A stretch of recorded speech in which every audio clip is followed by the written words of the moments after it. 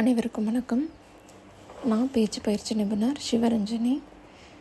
நம்ம தொடர்ந்து குழந்தையோட மொழி வளர்ச்சி எப்படியெல்லாம் டெவலப் பண்ணலாம் அப்படின்ற வீடியோஸ் குட்டி குட்டியாக பார்த்துட்ருக்கோம். ஏன்னா எனக்கு குழந்தை இருக்கிறதுனால ஒரு கம்ப்ளீட் வீடியோ போட முடியல. பட் சின்னதாக உங்களுக்கு ஈஸியாக அசஸ் பண்ணுற மாதிரி நான் போட்டுட்ருக்கேன். உங்களுக்கு வீடியோஸ் பிடிச்சிருந்ததுன்னா லைக் பண்ணுங்கள், ஷேர் பண்ணுங்கள், கமெண்ட் பண்ணுங்கள். உங்களோட டவுட்ஸை கமெண்ட் பாக்ஸில் போஸ்ட் பண்ணுங்கள். கண்டிப்பாக உங்களோட டவுட்ஸுக்கு நான் கிளாரிஃபை பண்ணுறேன். ஸோ ஃபஸ்ட்டு இப்போ நம்ம என்ன பற்றி பார்க்க போகிறோம்னா, குழந்தை இப்போ நார்மலாக பேசணும். எது குழந்தைக்கு ரொம்ப முக்கியம் அப்படின்னாக்கா, ஒரு 5 விஷயங்கள் குழந்தை நார்மலாக பேசணுன்னா முக்கியம். அது என்ன அப்படின்னாக்கா, நம்மளோட சென்சரி எபிலிட்டிஸ்னு சொல்லுவோம். அதாவது நம்ம கண் நல்லா பார்க்கணும், காது நல்லா கேட்கணும். ஸோ இந்த மாதிரி எல்லாமே இந்த சென்சரி விஷயங்கள் எல்லாமே நம்மளுக்கு நல்லா இருக்கணும். இப்போ நம்ம ஒரு ஜஸ்ட் பேசுகிறத மட்டுமே நம்ம ஒரு மொழியை கற்றுக்கல. நம்ம பார்க்குறது ப்ளஸ் கேட்குறது, அந்த விஷயம் இப்போ இது சாஃப்டாக இருக்குது அப்படின்னு சொன்னால் அதை தொட்டு பார்க்குறது. ஸோ இந்த மாதிரி நம்மளோட உணர்வுகள் எல்லாத்தையுமே வச்சு தான் நம்ம ஒரு மொழியை கற்றுக்குறோம். நெக்ஸ்ட்டு ரெண்டாவது நம்மளோட உடல் வாகில் நம்ம உடம்பு நல்லா இருக்கணும். இப்போ அதாவது கை கால் நல்லா இருக்கணும். இப்போ கை நல்லா இருந்துச்சு, அப்படி நல்லா நடக்கிறாங்க அப்படின்னாக்கா போய் சேர் எடுப்பாங்க. சேர் எடுக்காதுடா அப்படின்னு அம்மா சொல்லுவாங்க.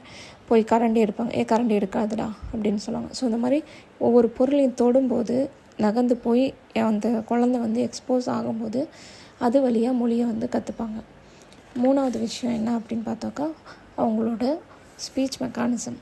அதாவது இப்போ நம்மளோட பேசுகிறதுக்கு முக்கியமாக இருக்கிற நாக்கு, தொண்டை, உதடு, பல், இது எல்லாமே தான் நம்மளோட பேசுகிறதுக்கு உதவியாக இருக்குது. இது எல்லாமே நல்லா இருக்கணும்.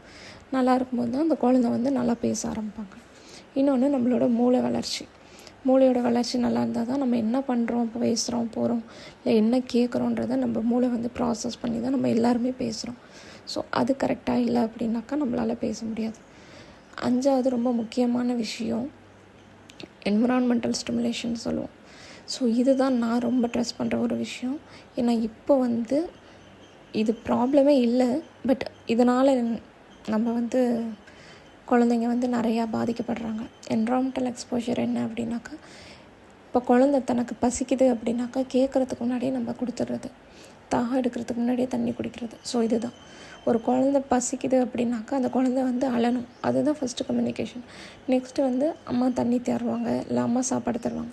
ஸோ இப்படி சொல்லி அந்த குழந்தைக்கு அம்மாவுக்கு சாப்பாடு வேணும், அம்மா உனக்கு சாப்பாடு தரேன், உனக்கு சாப்பாடு வேணுமா, தோசை வேணுமா அப்படின்னு சொல்லி நம்ம கொடுக்குறோம் இல்லையா. நம்ம சொல்கிற வார்த்தைகள் அவங்களோட தேவைகளை நம்ம சொல்கிறதுக்கான சூழ்நிலையை அமைச்சு தரோம் இல்லையா. ஸோ இதுதான் ரொம்ப முக்கியமான விஷயம். ஸோ இதை நம்ம செஞ்சிட்டோம் அப்படின்னாக்கா அந்த குழந்தை நல்லா பேசுவாங்க. சரிங்களா?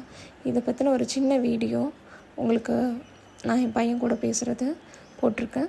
ஸோ இதில் ஏதாவது டவுட்ஸ் இருந்துச்சுன்னா நீங்கள் கேளுங்க, கண்டிப்பாக நான் கிளாரிஃபை பண்ணுறேன். நன்றி. அச்சியோட புது பாட்டில்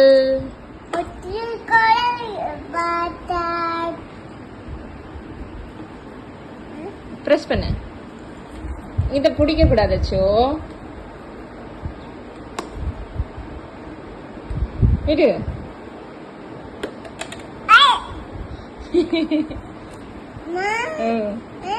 குடி.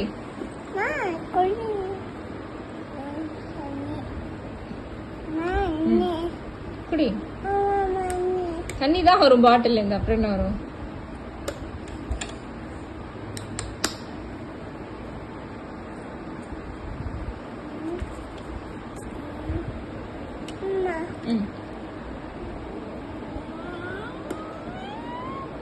டேய் கையை வச்சுன்னா எப்படிடா? கை எடுத்துக்கோ. வெயிட்